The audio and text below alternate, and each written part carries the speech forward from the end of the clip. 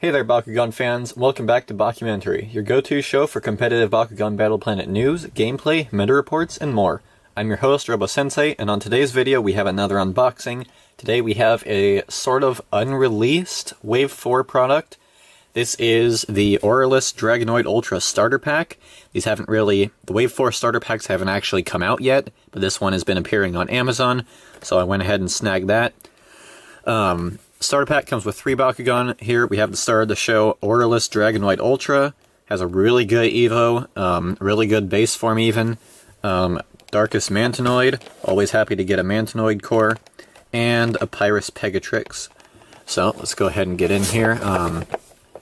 First basic stuff on the back of the box. Contents, 1 Bakugan Ultra, 2 Bakugan, 6 Baku cores, 2 for each. 3 ability cards and 3 character cards. Okay, let's go ahead and get in here.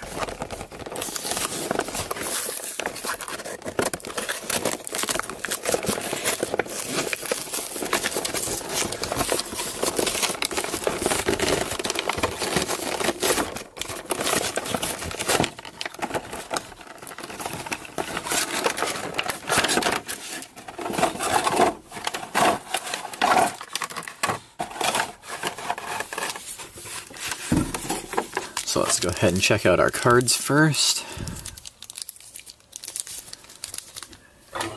Packaged much better than the core Bakugan.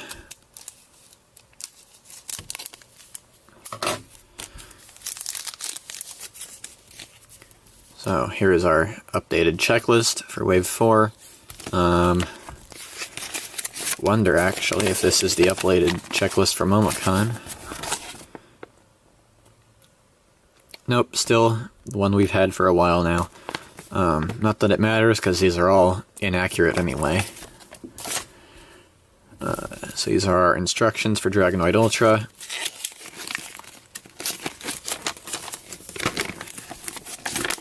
No, those were the instructions. This is the basic game how to play guide. So yeah, again, our instructions here. Yep. He's not too complex. So up for our first character card here is Pyrus Pegatrix, Magic Shield Fist, 300B, 4 damage. Our Aurelus Dragonoid Ultra, 504 with Magic Shield Flaming Fist. Block Growth. Darkest Mantanoid Core, Shield Fist, 206, not the greatest. You may re-roll this once each turn if you miss a roll with it. Pyrus Dominance, another flip. And technically these are BR products, so the fact that they're coming with Battle Brawlers cards is kind of upsetting. And Wither.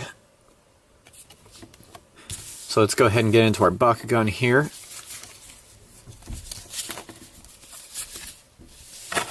Start off with the Aurelus Dragonoid Ultra.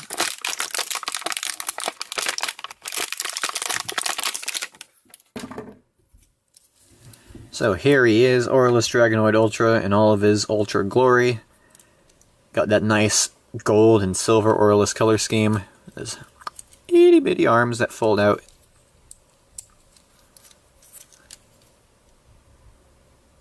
This piece is kind of loose on the tail. As with Dragonoid Ultras have been, we don't know if this is a core keeper or a core flinger. So we'll have to close him up and roll him to find out if he even holds his cores. Aurelus Titan Dragonoid Ultra is his evolution. It costs 4, it has 1200B and 10 damage, and it says that this counts as all factions. Aquas, Darkus, Chaos, Pyrus, Ventus, and Aurelus.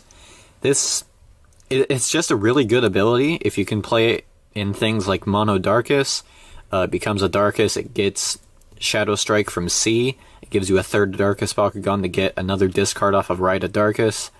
You can play it in Mono Aquas to become an Aquas Bakugan. Gives you that plus 600B off of Flooding Waters instead of 400 having 2 or 200 having 1, which isn't the greatest play in the first place.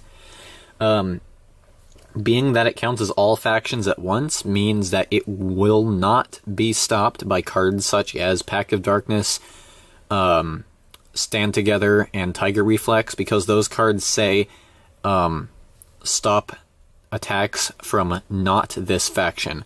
And that even though it is all of the other factions, it still is X in the first place. So if you have Pact of Darkness, which says stop non-Darkus, it doesn't work on it because it still is Darkus. Now if you had a card like Block Growth, but yeah, if you had a card like Block Growth where it says stop Aquas or Ventus, since Dragonoid Ultra is Aquas or Ventus because of its ability, this would stop him. But I don't really think that's going to incentivize anyone to play these flips just to stop him. So let's go ahead and get into closing him here. If I remember correctly, you want to close up the legs, roll them up here, shove the head into the body, fold up the tail, hold that in here, push in the wings, and something's wrong. Alright, we just have to push those in a little more. Fold in the tail, hold that in. Now we can close in the wings, and then we can go in for the back piece, which is what would cause it to fling the cores in the first place. Speaking of, let's get into the Baku cores from this package. So first up, we have a Magic Shield, plus 600, not the greatest, with the best one being a plus 650. Fist, plus 1 damage, practically worthless. Shield, plus 400B to Pyrus and Darkus only. Pretty good in Fury builds using Pyrus and Darkus. Another Magic Shield, another plus 600. Flaming Fist, plus 5. There's a stronger one with plus 6. And the one we want to be playing anyway are the plus 250B with the plus 3 damage rating. And another Fist, plus 50, plus 2, which there's already a plus 150, plus 2, so another core that has no reason to be run. So let's set up these cores here and try and roll our Aurelus Dragonoid Ultra and see if he can even hold on to his cores. A little disappointing if he can't, but hey, that's what we come to expect.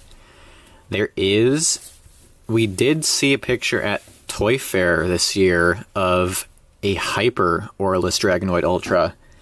And from Momocon and the Pyrus Hyper Dragonoid Ultra releasing, we know that those can hold cores way better.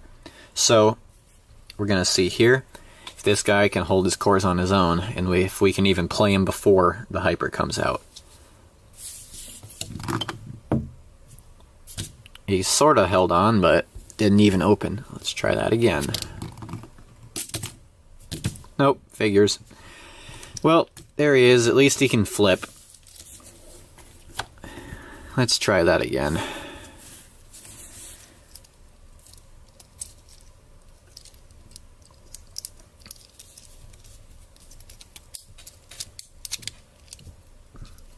Alright, here we go again. Bakugan Brawl. Nope.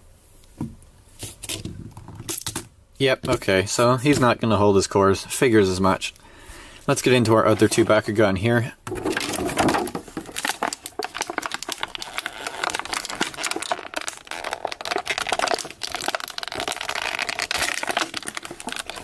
Alright, so here we have our Darkus Mantanoid core. Mantanoid, of course, being my favorite Bakugan. He's always got these sharp edge designs on him, and that's just really cool to me. So let's roll him over here. Whoa, that's interesting.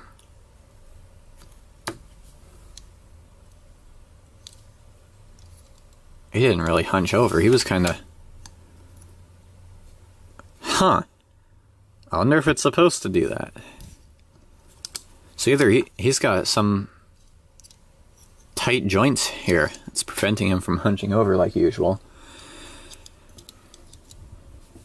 That actually looks a little cooler. Anyway, again, Darkus Mantanoid is 206 with Shield Fist, and you may re-roll every turn if you miss a roll with it. Our Evo for this Bakugan is Titan Mantanoid. It costs 6, which kind of puts it beyond being playable. 800B, 12 damage. You may re-roll this once each turn if you miss a roll with it, so it keeps the same effect. It's a 6 cost that only brings it up by a little bit in B, but brings it up a lot in damage. So yeah. Moving on here to our third and final Bakugan.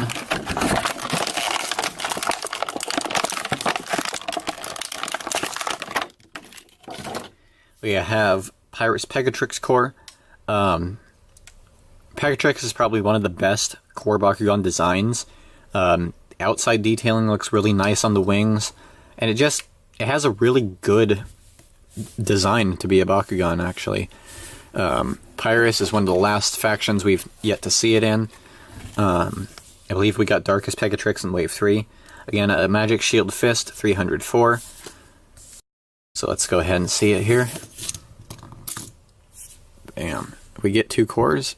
Wow, we even got 2 cores with that.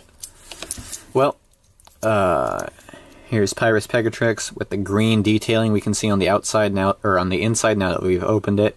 Got green eyes, green horn, green hooves. Our Evo here is Hyper Pegatrix. Costs 4 energy, brings it up to 800 B and 10 damage, and you may re-roll this once each turn if you miss. So the biggest thing I could see it being used here for is a Magic Shield deck, but Pyrus already has 2 way better options for Magic Shield users in the forms of Pyrus Dragonoid Ultra, or rather Hyper Dragonoid Ultra, and Pyrus Nobilius Ultra, which almost outclasses Dragonoid Ultra in its own right. So yeah, that is our Aurelus Dragonoid Ultra starter pack. Kind of bummed that our Dragonoid Ultra doesn't really hold on to its cores, but that's to be expected. Some people have had luck with it, some people haven't. So yeah, tune in next time for another insightful episode. Hey guys, thanks for watching. Really excited to get my hands on this product. Aurelus Dragonoid Ultra is just looking up to be a really good Bakugan. Even if it's not going to hold on to its cores, it's still worth playing. If you enjoyed what I'm doing here, please subscribe to YouTube for more, and follow me on Twitter, where I'll keep you updated on all Bakugan news. Tune in next time.